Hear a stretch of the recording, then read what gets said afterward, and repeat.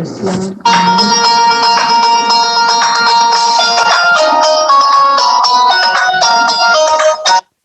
کو بولنا علی مسجد کے پاس ہے. ہیلو مسجد کی گیٹ. ہیلو جی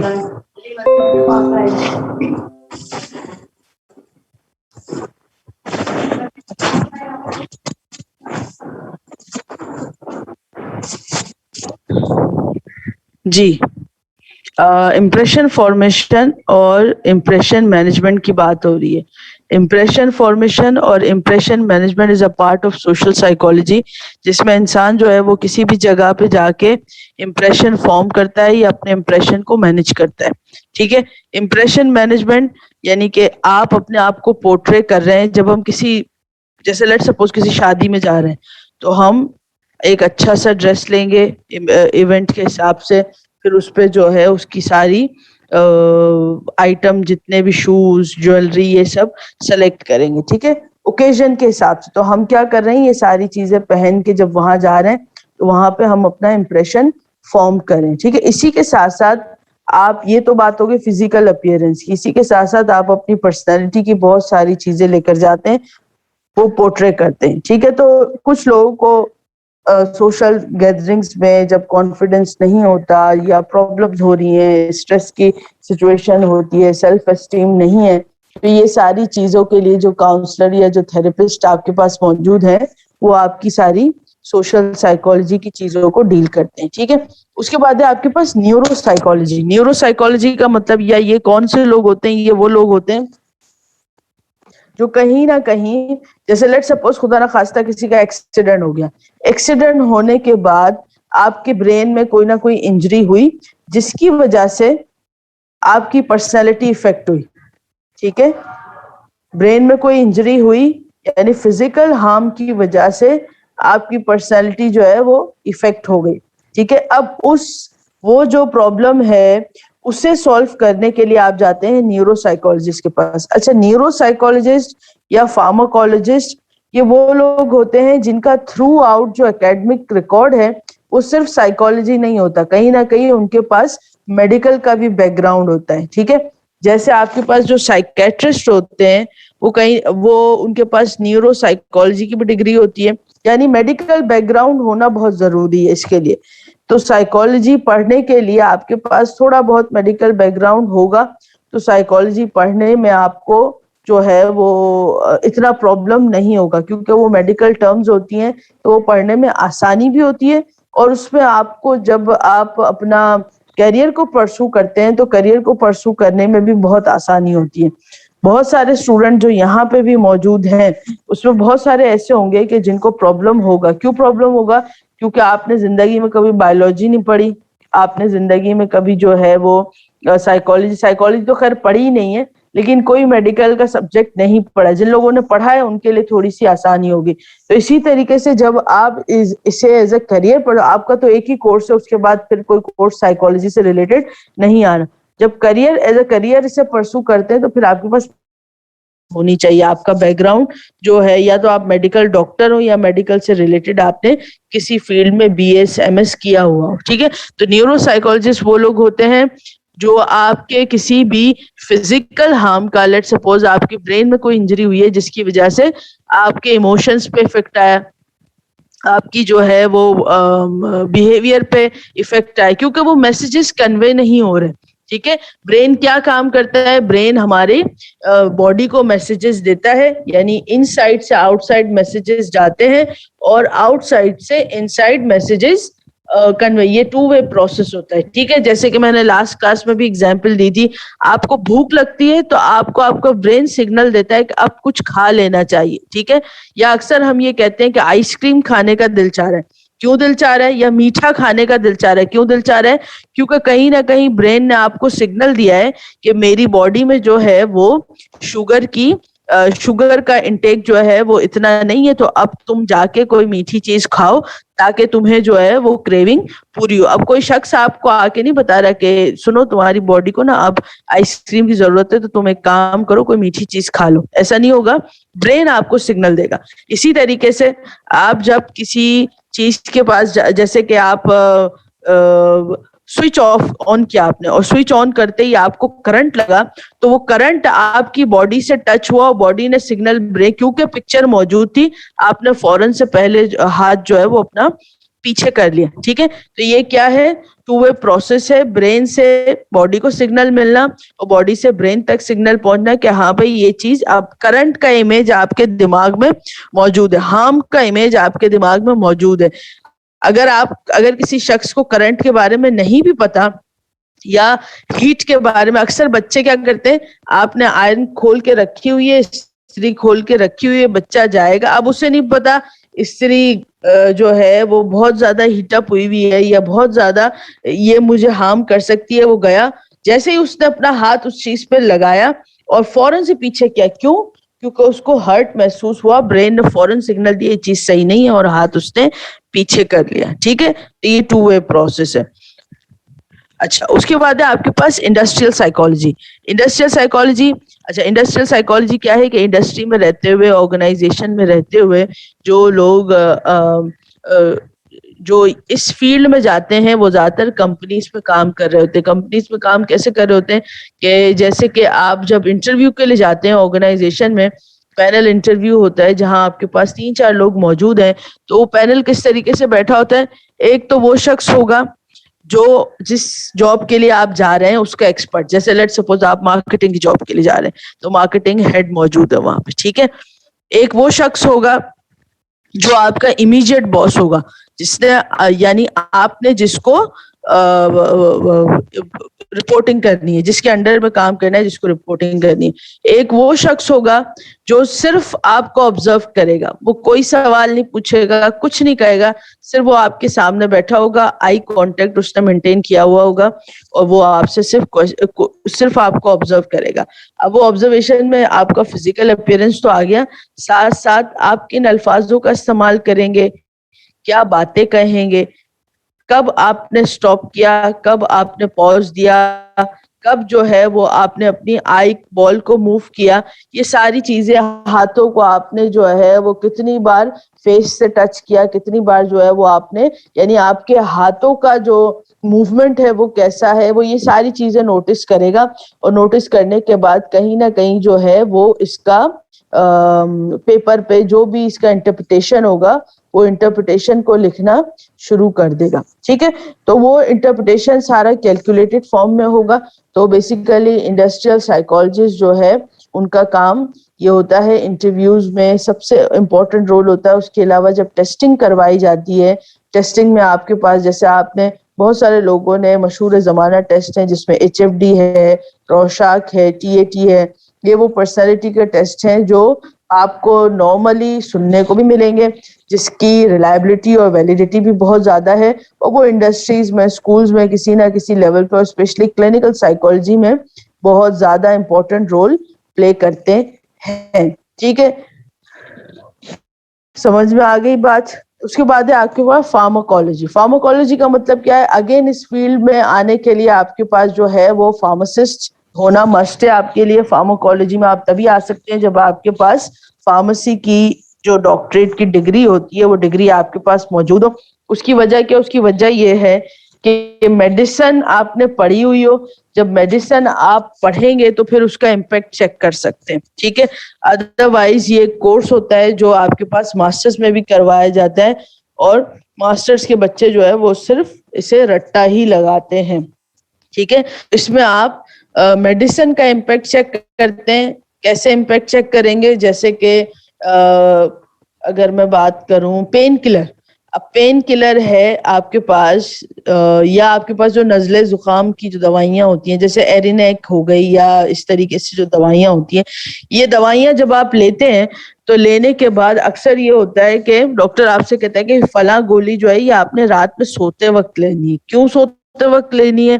क्योंकि जैसे ये गोली आप खाएंगे आपकी बॉडी जो है वो एक कूल एंड काम वाले स्टेज में चली जाएगी और इससे क्या होगा कि आपको नींद आनी शुरू हो जाएगी। अब आप काम नहीं कर सकते, अब आप रेस्टिंग पोजीशन में चले जाएंगे, ठीक है। तो इसका इम्पैक्ट क्या आया आपके ऊपर? इसका इम्पैक्ट ये आया कि आप बहुत ज्यादा सूथिंग स्टेज में चले गए। इसी तरीके से जो नफ्सियाती मरीज होते हैं या जो साइकोलॉजिकल इश्यूज जिनके पास होते हैं या साइकोपैथ जो हैं, उनका इलाज साइकेट्रिस्ट के पास अगर आप जाएंगे तो वो कैसे करेंगे, वो आपको एंटी डिप्रेसेंट दे देंगे या नींद की दवाइयां दे देंगे। उससे होगा क्या कि आप एक लंबी नींद सो जाएंगे जिसमें आप 12-13 घंटे तक जागेंगे नहीं। अब डेफिनेटली एक वो बंदा जो मेंटली डिस्टर्ब है, उसको अपनी जिंदगी से हटाने का जो सबसे बड़ा सबसे अहम हिस्सा क्या है कि आप उसे सुला दें। जब वो सोया होगा फिर वो आपको तंग नहीं करेगा। जैसे आप देखें छोटे बच्चों को अक्सर अम्मा जो है वो सुला रही होती हैं कि ये सो जाएं तो फिर हमारी जिंदगी सुकून में आ जाएगी, ठीक है, किसी ना किसी तरीके से बच्चा सो जाए और लंबा सोए ताकि हमारी जिंदगी जो है वो अजाब ना बनाए। इसी तरीके से एक वो पेशेंट जो मेंटली डिस्टर्ब है उसे आप एंटी डिप्रेसेंट देके या नींद की दवाई देके आप सुला देंगे तो उसका मसला तो वहीं का वहीं है। हाँ ये है कि आपकी जिंदगी में वो जो मसाइल पैदा कर रहा था उसके लिए आपको जो है वो थोड़ा सा आप फ्री हो गए, 18-19 घंटे के लिए उसे सुला दिया, ठीक है। तो सिर्फ ये तो बात हो रही है एंटी डिप्रेसेंट की। आप देखें नॉर्मल जो दवाइयां होती हैं वो भी कहीं ना कहीं इम्पैक्ट डालती हैं। कैसे कि अक्सर जो है एंटीबायोटिक्स आपके स्टमक प्रॉब्लम करेंगी, ठीक है। अब जब स्टमक प्रॉब्लम होगा तो ऑटोमेटिकली आपकी बॉडी में चेंजेस आने शुरू हो जाएंगे। एक दिन सही है, 2 दिन सही है, अगर ये कंटिन्यूटी के साथ आप जैसे कोई बहुत बड़ी इंजरी है जिसमें आपने 1 महीने तक एंटीबायोटिक्स लेनी है तो उसमें फिर कहीं ना कहीं आपका स्टमक प्रॉब्लम होगा, लिवर प्रॉब्लम होगा, तो आपकी पर्सनैलिटी में आप देखें पेशेंट जो है वो अजीब सा होता है, लिथार्जिक या अजीब चिड़चिड़ापन उसमें आ जाएगा। तो उसमें उसका कोई कसूर नहीं होता, जो दवाइयां उसे दी जा रही होती है वो कहीं ना कहीं उसकी मूड स्विंग्स बहुत होंगे। एक लम्हे आप बहुत खुश हैं, अगले लम्हे एकदम से रोना शुरू कर दिया, बहुत ज्यादा अग्रेसिव बिहेवियर हो गया। तो ये चीजें क्या, गुस्सा बहुत ज्यादा आना, जैसे ब्लड प्रेशर की जो लोग दवाइयां लेते हैं उन्हें गुस्सा बहुत आता है, ठीक है, तो वो दवाइयों का कहीं ना कहीं इम्पेक्ट होता है। तो बहरहाल फार्माकोलॉजी में हम किस चीज को पढ़ते हैं, हम मेडिसिन के इम्पेक्ट को पढ़ते हैं, ठीक है। उसके बाद क्या है एजुकेशनल साइकोलॉजी। एजुकेशनल साइकोलॉजी यानी ये स्कूल वगैरह में जो आप देखें जितने भी ज्यादा फीस, अच्छे स्कूल मैं नहीं बोलूंगी, जो ज्यादा फीस ले रहे हैं आपसे, जिन्हें हमारी सोसाइटी में अच्छा स्कूल कहा जाता है, तो वहां पे एजुकेशनल साइकोलॉजिस्ट जो है वो बिठाए हुए होते हैं और या काउंसलर के नाम से जो है, साइकोलॉजिस्ट तो नहीं, काउंसलर के नाम से आपको अक्सर इस तरह के स्कूल्स में लोग मिलेंगे जो आपकी काउंसलिंग करते हैं। और काउंसलिंग के नाम पे जो है वो मैनिपुलेट भी किया जा रहा होता है। लेकिन डेफिनेटली आपने जब 50,000 फीस दी है तो आप है ना यही समझेंगे कि भाई अच्छी चीज ही मिल रही है। वो तो कब्र का हाल तो मुर्दा ही जानता है। तो उसमें होता ही है कि आपकी काउंसलिंग, जैसे बच्चा पढ़ने में अगर अच्छा नहीं है तो घरों में तो क्या होता है कि उसके 2 थप्पड़ लगाए तो बच्चे का दिमाग बिल्कुल सेट हो गया। अब वहां पे तो क्योंकि वो आपका कस्टमर है, वो 50,000 रुपए फीस दे रहा है, वो आपका क्लाइंट है, तो आप उसे थप्पड़ नहीं लगा सकते। आप उसके पेरेंट्स को बुलवाएंगे, फिर आप उसकी मुलाकात करवाएंगे काउंसलर से, फिर काउंसलर ये कहेगा कि अच्छा भाई अगर ये लेवल्स में इसका एड मैथ्स में इंटरेस्ट नहीं लग रहा तो कोई बात नहीं, आप इसे सब्जेक्ट चेंज करवा लें। और सब्जेक्ट चेंज करने के बाद जो है वो आपका बच्चा की पर्सनैलिटी वो काफी कूल एंड काम हो जाएगी, उसे पढ़ना भी अच्छा लगेगा। तो ये सारी चीजें आपने सुनी होंगी। एग्जाम्पल देने का मकसद ये है कि आपको समझ में आ जाए कि एजुकेशनल साइकोलॉजी जो है वो एक्चुअल में हमारी सोसाइटी में क्या रोल प्ले कर रहे हैं और एक्चुअल में क्या रोल प्ले करना चाहिए। और उन्हें क्या रोल प्ले करना चाहिए, उन्हें ये रोल नहीं प्ले कर, अगर आपका बच्चा इस सब्जेक्ट में वीक है तो मेहनत करे, ठीक है ना। अगर कोई ये कहे कि कॉमर्स के साथ मुझे इकोनॉमिक्स तो पढ़नी है, मुझे आईटी भी तो पढ़नी है, लेकिन मुझे अकाउंट्स नहीं पढ़नी, तो भाई अकाउंट्स तो पढ़नी पड़ेगी, ये पूरा कंप्लीट पैकेज है, ठीक है। अगर आपने अकाउंट्स नहीं पढ़ी तो आपको इकोनॉमिक्स और आईटी भी 100% समझ में नहीं आएगी। बात समझ में आ रही है? तो इस तरीके से काउंसलिंग होती है। अगर मैं ये कहूँ अकाउंट्स नहीं चले, आप उर्दू पढ़ लें, तो उर्दू का उससे कोई कनेक्शन नहीं। उर्दू पढ़ना ये लिटरेचर है, ठीक है। लिटरेचर आप पढ़ें ताकि आपकी रोजमर्रा की बातचीत बेहतर हो, आपकी लैंग्वेज इंप्रूव हो, ठीक है। लेकिन अकाउंट्स एक टेक्निकल सब्जेक्ट है जिसमें आपकी जो कॉमर्स की जो फील्ड है उसके बारे में आपको इंफॉर्मेशन मिलेगी, ठीक है।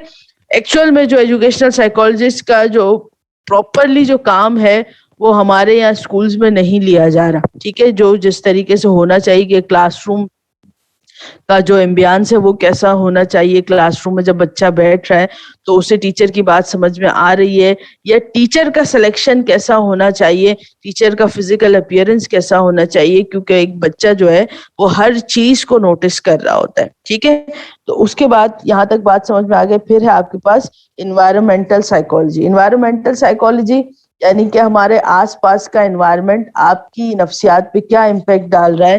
اس کی اگزامپل بالکل ایسی ہے کہ آپ کسی ایسے ایریا میں چلے جائیں جہاں پہ بہت زیادہ کچرا ہے, بہت زیادہ جو ہے وہ اسمیل ہے, بہت زیادہ ڈسٹ ہے, لوگ بہت زیادہ ہیں, اور اسی شخص کو آپ کسی ایسے ایریا میں لے جائیں جہاں راستے صاف ستھرے ہیں, ڈسٹ کم ہے, لوگ جو ہیں وہ صاف ستھرے ہیں, گارڈن بنا ہوا ہے, اور آپ کے پاس واکنگ ایریا ہے, تو اس کی پرسنالٹی میں چینجز آنے شروع ہو جائیں گے.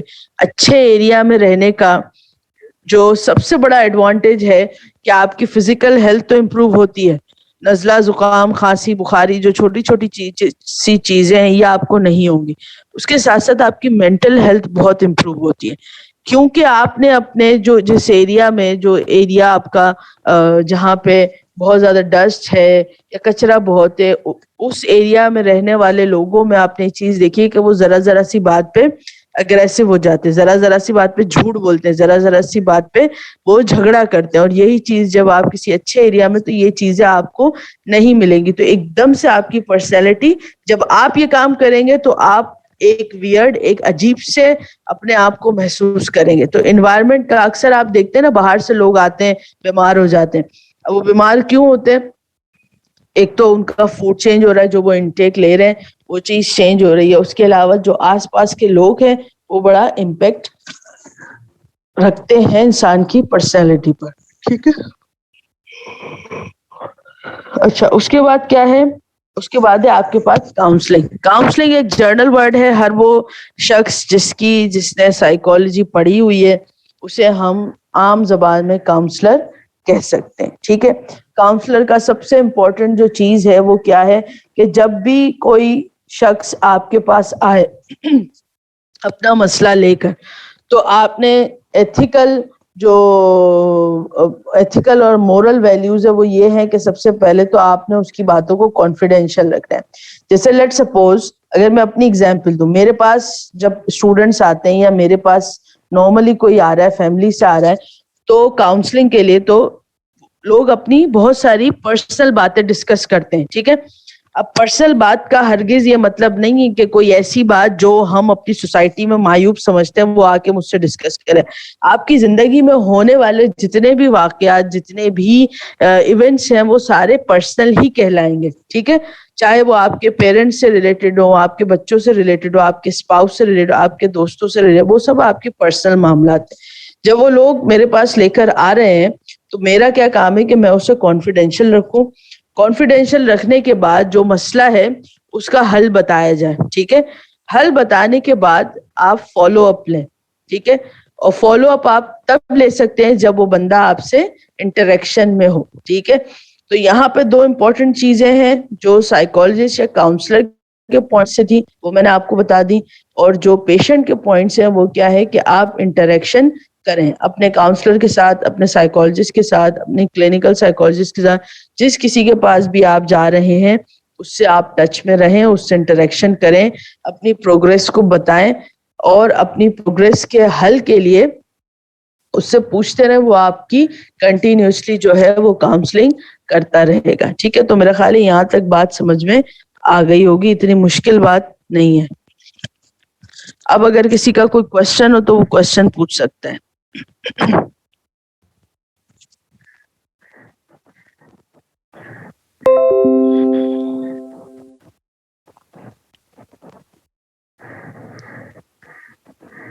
جی بالکل, فارماکولوجی اور نیورولوجی کے لیے ڈگری لازمی ہے.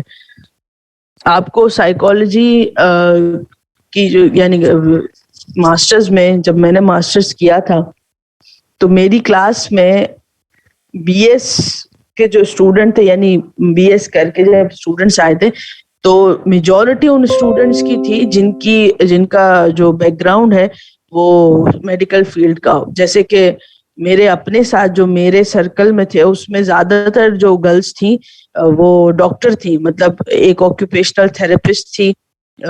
آکوپیشنل تھراپسٹ وہ ہوتے ہیں جو اسپیشل بچوں کے جو ڈاکٹر کہہ لو آسان زبان میں وہ.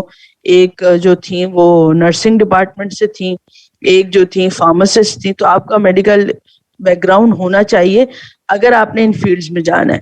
اگر آپ نے انڈسٹریل میں جانا ہے, ایجوکیشنل میں جانا ہے, تو پھر اس کے لیے اتنا ضروری نہیں ہے.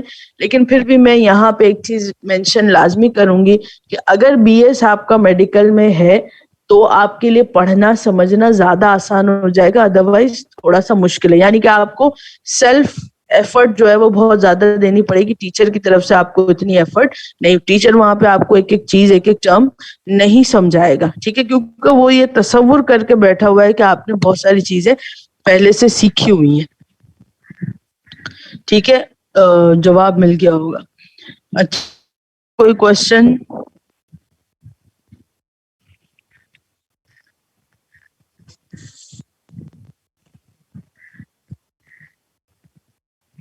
انڈسٹریل سائیکولوجسٹ پرسنالٹی پہ آپ کی امپیکٹ ایسے کرے گا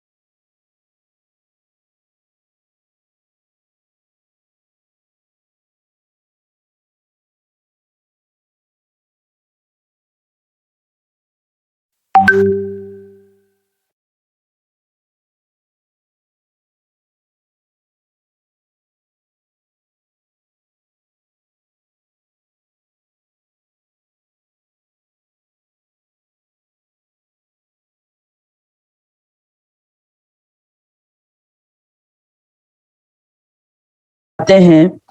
اب اور آپ نے سی وی پہ لکھا ہے کہ بھئی میرا 5 سال کا ایکسپیرینس ہے, میں جو ہے وہ اس فلاں کام میں بہت زیادہ ایکسپرٹ ہوں, اور میری یہ کوالٹیز ہیں, اور میرے اندر یہ میری شخصیت کی جو ہے وہ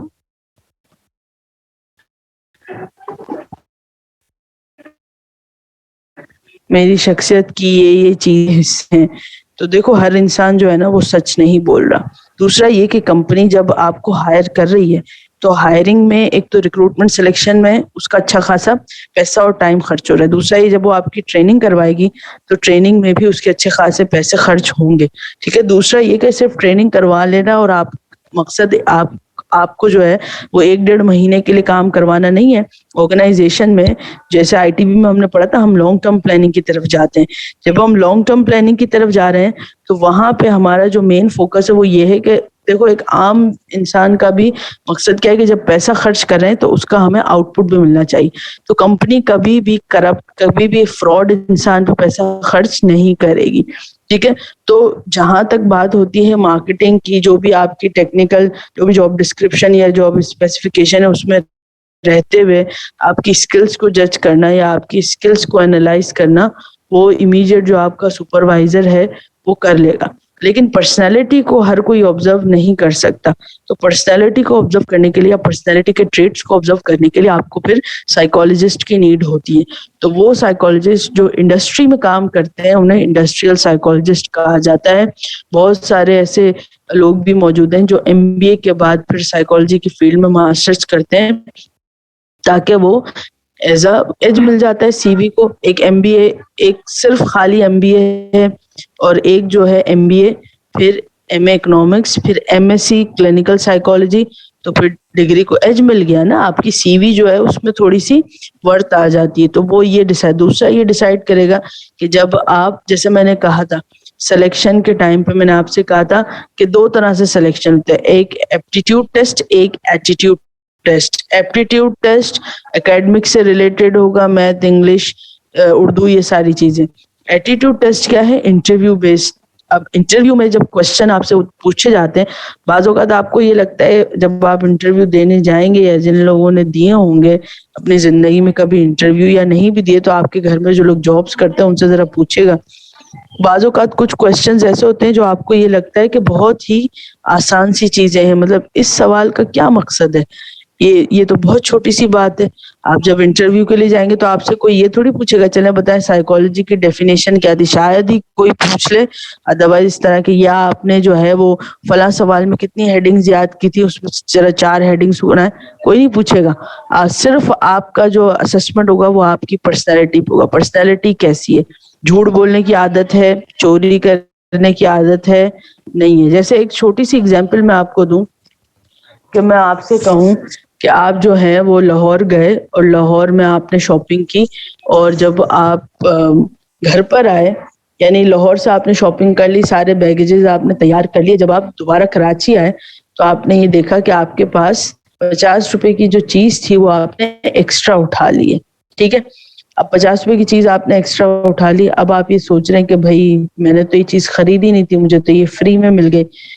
تو اب ایسی سچویشن میں اگر آپ سے پوچھا جائے تو ہو سکتا ہے شاید کچھ لوگ جو ہے وہ یہ کہیں گے کہ نہیں ہم نے 50 روپے کی چیز اٹھائی ہے, ہم جو ہے یہ چیز واپس کریں گے اس شخص کو. ٹھیک ہے, اور کچھ کا جواب یہ بھی ہوگا کہ 50 روپے کی چیز کے لیے 5,000 کا ٹکٹ تھوڑی خرچ کر کے جائیں گے, یا اگر آپ بائی پلین جا رہے ہیں تو شاید اس سے بھی زیادہ پیسے لگیں.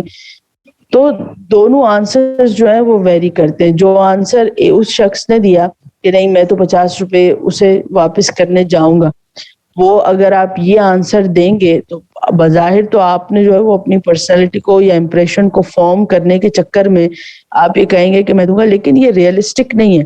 جب کوئی سائیکالوجسٹ آپ کا یہ جواب سنے گا تو وہ یہ بہت ہی احمقانہ اور بیوقوفانہ جواب تصور کرے گا. اتنا اچھا کوئی بھی نہیں ہوتا اور اتنا ٹائم کسی کے پاس نہیں, تو آپ نے ریئلسٹک جواب دے. بات سمجھ میں آ رہی؟ تو ان جوابوں سے آپ کی پرسنالٹی کا انالیسس ہوتا ہے. بات کلیئر ہے؟ آپ دیکھیں ایک اکثر اسٹوڈنٹس آتے ہیں وہ کہتے ہیں مس آپ ہمارے انٹرویو کی پریپریشن کروائیں, یا بہت سارے لوگ کرواتے بھی ہیں, برائی کوئی بھی نہیں ہے, لیکن میں ہر اسٹوڈنٹ کو یہی کہتی ہوں کہ انٹرویو کی پریپریشن کا صرف ایک ہی جواب ہے کہ سوال پوچھا جائے, جو چیز آپ کے ذہن میں ہو جیسی بھی ہو ایز اٹ از آپ نے بتا دینی ہے. ٹھیک ہے, کہیں جھوٹ نہیں بولنا, کہیں آپ نے جو ہے وہ اوور اسمارٹنس یا اوور ایفیشنسی نہیں دکھانی.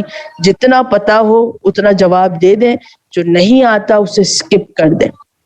کلیئر ہے؟ جیسی آپ کے دماغ میں جیسا آپ جیسے اب یہ جو میں نے اگزامپل تھوڑی دیر پہلے دی, میں اگر مجھ سے کوئی پوچھے تو شاید اگر میں لاہور سے 500 کی بھی چیز لے کر آؤں نا تو میں دوبارہ کرنے نہیں جاؤں گی, کیونکہ غلطی ہوئی ہے. ٹھیک ہے, اس میں میرا کوئی انٹینشن نہیں تھا کہ میں 500 کی چیز چرا لوں, میرے پاس اتنا ٹائم نہیں ہے, غلطی ہو گئی, میں نے نہیں دیکھا, دکاندار نے نہیں دیکھا, کوئی مسئلہ نہیں ہے. ٹھیک ہے, اس میں کوئی اتنی بڑی بات نہیں ہو گئی. تو یہ میری سوچ ہے جو میرے دماغ میں, اگر ریئل لائف میں میرے ساتھ ایسا ہو کوئی چیز آ گئی تو میں واپس کرنے نہیں جاؤں گی. ٹھیک ہے, تو آپ کے لیے انٹرویو میں جو سب سے بہترین جو مجھے یہ لگتا ہے کہ میرے حساب سے جو آنسر ہونا چاہیے وہ یہی ہے کہ جیسا آپ کے دماغ میں جتنا آتا ہو اتنا ہی بتانا ہے. اوور ایفیشنسی دکھانے کی ضرورت نہیں ہے, کیونکہ سامنے والا جو آپ سے انٹرویو کے لیے بیٹھا ہوا ہے وہ بیوقوف نہیں ہے.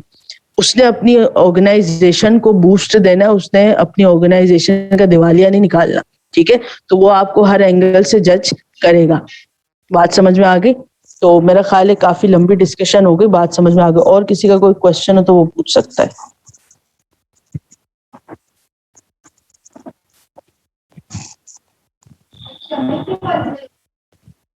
لاسٹ والی ہیڈنگ کیا ہے؟ کاؤنسلنگ. اچھا, کاؤنسلنگ کا میں نے بتایا. کاؤنسلر کا دیکھو مطلب یہ ہوتا ہے, کاؤنسلر پہلے تو اس میں سمجھ لو, اکیڈمکس میں سمجھ لو کہ جس کے پاس کلینکل سائیکالوجی کی یا سائیکالوجی کی, اگر آپ کے پاس, جیسے میرے پاس M S C clinical psychology میں نے کیا ہوا ہے, تو میں ایز اے کاؤنسلر جو ہے وہ کاؤنسلنگ کر سکتی ہوں. اگر کوئی میرے پاس آ رہا ہے تو میں اس کی کاؤنسلنگ کر سکتی ہوں. کوئی بھی آپ کا مسئلہ جو پرسنل ہو, پروفیشنل ہو, اگر آپ ڈپریشن میں ہے, اسٹریس میں, تو آپ اس کے لیے رابطہ کر سکتے ہیں. ٹھیک ہے, پہلی چیز یہ. اچھا, یہ پیڈ بھی ہوتی ہے, ان پیڈ بھی ہوتی ہے. میرے پاس تو ان پیڈ ہی ہے, لیکن جو لوگ پروفیشنلی کام کر رہے ہیں وہ پیڈ کام کرتے ہیں, جیسے کہ آپ کے پاس جو ڈاکٹرز وغیرہ کام کرتے ہیں. تو کاؤنسلر کا مقصد یہ ہوتا ہے کہ آپ کسی بھی جو ہے پرابلم کے لیے جا رہے ہیں, جیسے اکثر بچے میٹرک میں کے بعد یہ سوچتے ہیں کہ بھئی ہم انٹر میں کیا لیں, میڈیکل میں جائیں, انجینئرنگ میں جائیں, کامرس میں جائیں, سمجھ میں نہیں آ رہا. تو اس طرح کے مسئلے جو میرے پاس آئے ہیں تو میں اس میں آپ کی ہیلپ کر سکتی ہوں. زیادہ تر اکیڈمک سے ریلیٹڈ ہی آتے ہیں, کیونکہ ٹیچنگ کی فیلڈ ہے تو اس میں زیادہ تر اکیڈمک سے ریلیٹڈ ہی آتے ہیں. یا پھر یہ بھی آتے ہیں کہ بھئی فلانی چیز تھی, فیملی میں کوئی پرابلم تھا, سنگل پیرنٹ کا مسئلہ ہے تو مینٹلی ڈسٹرب ہیں, یا پھر اس طرح کے جو مسائل, فیملی پرابلمز ہوتے ہیں, سوشل پرابلمز ہوتے ہیں, اس کے لیے آتے ہیں. اور میجورٹی جو بچے آتے ہیں وہ اسی لیے آتے ہیں کہ میں سب رزلٹ یہ صحیح نہیں آیا, یا ہم کون سی فیلڈ چوز کریں ہمیں سمجھ میں نہیں آ رہا. تو اس طرح کی چیزوں کے لیے جو آتے ہیں. تو کاؤنسلنگ کیا ہے کہ آپ نے اپنی باتوں سے دوسرے کی ہیلپ کرنی ہے. ٹھیک ہے, جو چیز, جو بات میرے لیے بہت چھوٹی ہے, شاید کسی کے لیے وہ بات پہ ڈیسیجن لینا بہت مشکل ہو, یعنی وہاں پہ ڈیسیجن میکنگ ہے اس کی. ٹھیک ہے, تو وہاں پہ اس کا کریئر سیٹ ہوگا.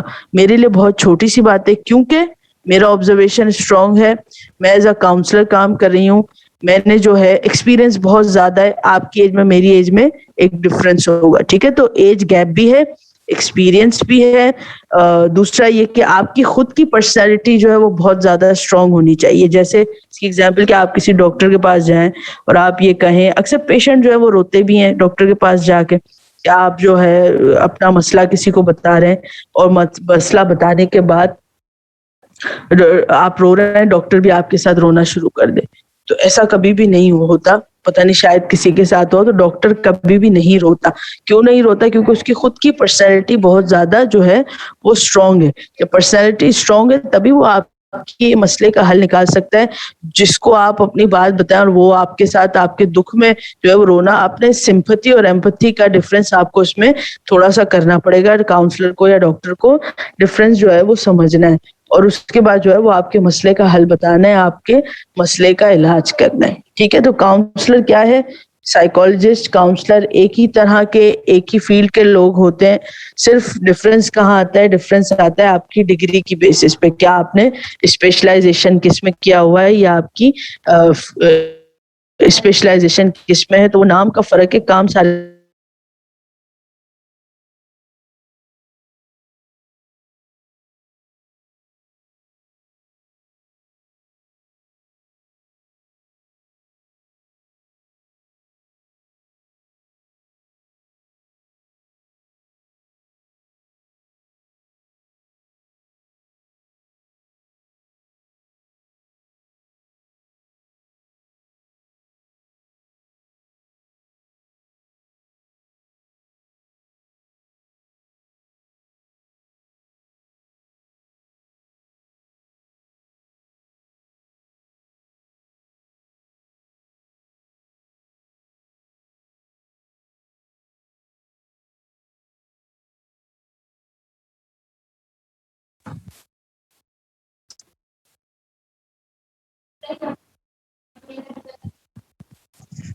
فارماسسٹ سے اگر کبھی آپ کی ملاقات ہو یا آپ نے کبھی کسی کو فارمیسی پڑھتے ہوئے دیکھا ہو, تو فارمیسی میں آپ کے پاس ایک ایک کیمیکل کی کیلکولیشن ہوتی ہے. ٹھیک ہے, ہمارے پاس آپ نے دیکھا ہوگا دوائیوں میں 200 mg 300 mg اس طریقے سے mg لکھا ہوا ہوتا ہے.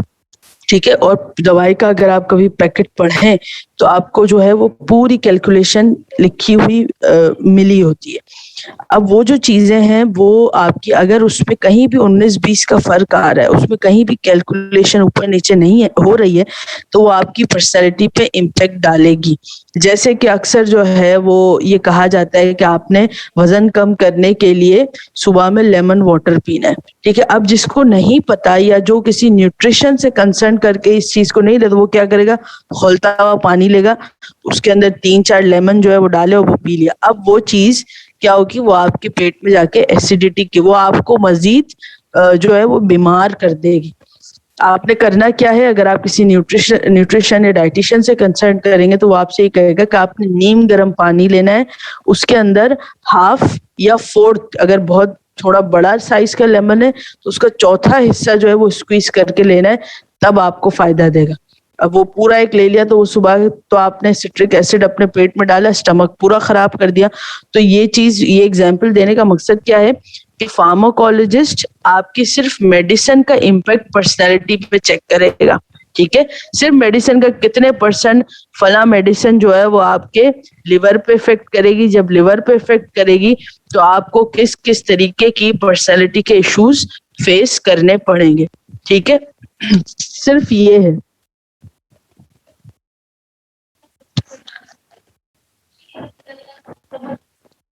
اور سائیکیٹرسٹ جو ہے وہ اوور آل چیزیں دیکھے گا. سائیکیٹرسٹ آپ کے پاس جو ہے وہ یہ میڈیسن سے علاج نہیں ہے, صرف میڈیسن امپیکٹ چیک کر رہا ہے, وہ آپ کا میڈیسن سے علاج کرے گا. ٹھیک ہے, جیسے بائی پولر ڈس آرڈر ہے. اب بائی پولر ڈس آرڈر میں یا ملٹی پولر ڈس آرڈر میں موڈ سوئنگس نارملی ہوتے ہیں, لیکن اگر آپ کو بہت لمبے عرصے تک ہے بائی پولر ڈس آرڈر تو ایسی سچویشن میں پیشنٹ کو نیند نہیں آتی ہے. ٹھیک ہے, اب جب نیند نہیں آئے گی اور یہ آپ کے ساتھ مسئلہ 3 مہینے 4 مہینے سے چل رہا ہے, تو پھر دن میں آپ کی پرفارمنس جو ہے وہ نارمل انسان والی نہیں ہوگی, آپ تھوڑا ایب نارمل بیہیو کریں گے. جب ایب نارمل بیہیو کریں گے تو آپ کے لیے یہ بات بالکل نارمل ہوگی, لیکن جو لوگ آپ کے ساتھ رہ رہے ہیں وہ آپ کے ساتھ جو ہے وہ ان کا رہنا آپ کے ساتھ بہت پرابلم ہو جائے گا. یعنی ان کا دل کرے گا کہ آپ مر جائیں, آپ ہماری زندگی سے چلے جائیں.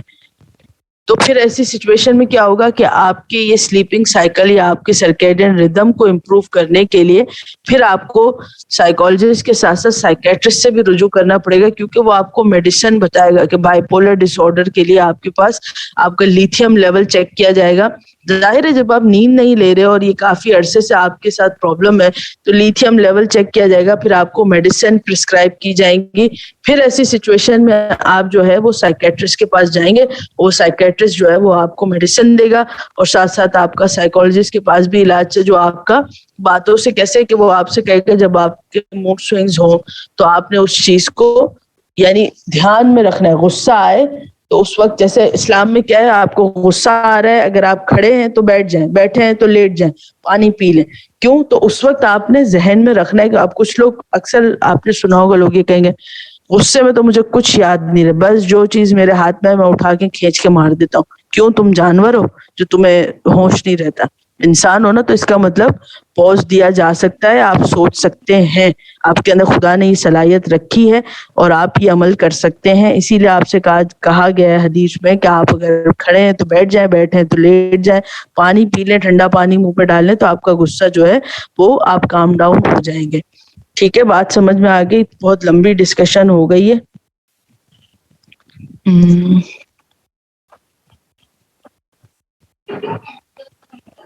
انوائرمنٹل سائیکالوجی میں کس وے میں ڈسکس آپ کا جو ہے وہ, جیسے لیٹ سپوز اب اس کی ایگزامپل ایسے دیتے ہیں کہ ہمارے پاس جو ہے وہ بہت سارے لوگ ایسے ہوتے ہیں جو جیسے شہر میں رہنے والے لوگ, اب انہوں نے اپنی ساری زندگی شہر میں گزار دی. اب آپ جو ہیں وہ کسی ایسی جگہ پہ چلے گئے جہاں پہ آپ کے پاس بہت زیادہ افراتفری والا ماحول, یا آپ کے پاس جو ہے جیسے کراچی ہے. اب کراچی میں رہنے والا کسی گاؤں میں نہیں رہ سکتا, بہت مشکل ہے, بہت ہی مشکل ہے اس کے لیے رہنا. کیوں مشکل ہے؟ وہ 2-3 دن تو انجوائے کرے گا کہ ہاں بھائی بڑا آرگینک انوائرمنٹ ہے, لیکن اس کے بعد جو ہے آپ سے موبائل چھین لیا جائے, آپ کہیں آپ ایک گاؤں میں رہیں, آپ کی زندگی عذاب بن جائے گی, کیونکہ آپ نے شروع سے اسی چیز میں رہنے کا آپ عادی ہیں. وہ جو ماحول ہے شور, میں نے بہت سارے لوگوں سے سنا ہے کہ بھائی جب تک شور نہ ہو تب تک لگتا ہی نہیں ہے کہ ہم جو ہے وہ زندہ ہیں. اور پھر کچھ لوگ ایسے بھی ہوتے ہیں بالکل اپوزٹ, کہ بالکل خاموشی میں رہتے ہیں. آپ ایسے جیسے ڈیفینس کے ایریا میں چلے جائیں, آپ یہ کلفٹن پہ چلے جائیں, بالکل خاموشی ہوگی, آپ کو بالکل شور نہیں ملے گا. یا اکثر آپ جو ہے آپ کے ریلیٹیوز میں اگر کوئی وہاں رہتا ہو تو آپ ان کے گھر اسٹے کرنے کے لیے چلے جائیں تو آپ کو خاموشی ملے گی, بالکل سکون ہوگا, صاف ستھری جگہ. آپ اگر ٹیرس میں کھڑے تو بالکل جو ہے وہ آپ کو صاف ستھرا ماحول ملے گا. اور یہی اپوزٹ کسی ایسے ایریا میں آ جائیں جو سینٹرل ہے, سینٹرل میں بہت زیادہ شور بھی ہوگا, ساری فیسلٹیز بھی ہوں گی, ایک ہی ایریا میں 3-4 مسجد سے آوازیں آ رہی ہیں جب اذان ہوگی تو یہ ڈفرینس ہوتا ہے. تو اس کا بڑا امپیکٹ پڑتا ہے ہماری زندگی پہ. تو بعض اوقات ہمیں لگتا ہے کہ شاید ہم بیمار ہو گئے, یا آپ دیکھیں جب آپ پکنک پہ جاتے ہیں, جب کسی بیچ پہ جا رہے ہیں تو بیچ پہ ایک دم سے آپ کا جو پرسنالٹی ہے, آپ کو ایک عجیب سی فیلنگ ہے, عجیب سی ہیپینس ہوتی ہے. کیوں ہوتی ہے کہ آپ نیچر کے بہت زیادہ قریب ہیں. ٹھیک ہے, تو یہ چیز آپ کو کیوں خوش کر رہی ہے؟ کیونکہ آپ نیچر سے بہت زیادہ قریب ہیں, اس کا امپیکٹ ہے آپ کی زندگی پہ. اسی طریقے سے اب کوئی اس طرح کی چیز جو ہے وہ آپ پہ امپیکٹ کر رہی ہے, لیکن آپ جو ہے وہ اس کا انالیسس نہیں کر پا رہے. آپ جب کسی سائیکولوجسٹ کے پاس گئے تو اس نے آپ سے کہا کہ بھئی آپ اس طریقے کی, جیسے آپ جو لوگ ہیلدی کھانا شروع کرتے ہیں تو شروع میں تو انہیں بڑا بد ذائقہ لگتا ہے, لیکن اس کے بعد جو ہے وہ اپنے آپ کو بہت لائٹ فیل کرتے ہیں, بہت زیادہ جو ہے اپنے آپ کو جو ہے فریش فیل کرتے ہیں. یا اگر آپ فریش رہنا چاہتے ہیں ساری زندگی تو آپ جو ہے وہ جیسے یوگا وغیرہ جو لوگ کرتے تو وہ کیوں کرتے کہ آپ زمین پہ بیٹھے, ہمارے یہاں ہماری عادت ہو چکی ہے کہ ہم جو ہے صوفے پہ بیڈ پہ بیٹھنے کے عادی ہو چکے ہیں.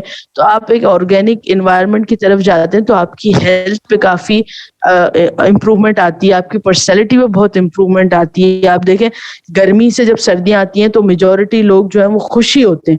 کیوں خوش ہوتے ہیں کہ ایک ماحول چینج ہو رہا ہے, ایک ماحول میں جو ہے وہ کولنس کامنس آ رہی. گرمی ہے تو سویٹنگ بھی ہو رہی ہے, پھر گرمی بھی لگ رہی ہے, پھر لائٹ بھی نہیں ہے, تو یہ ساری چیزیں کہیں نہ کہیں امپیکٹ ڈالتی ہیں. ٹھیک ہے, اور کوئی کوشچن؟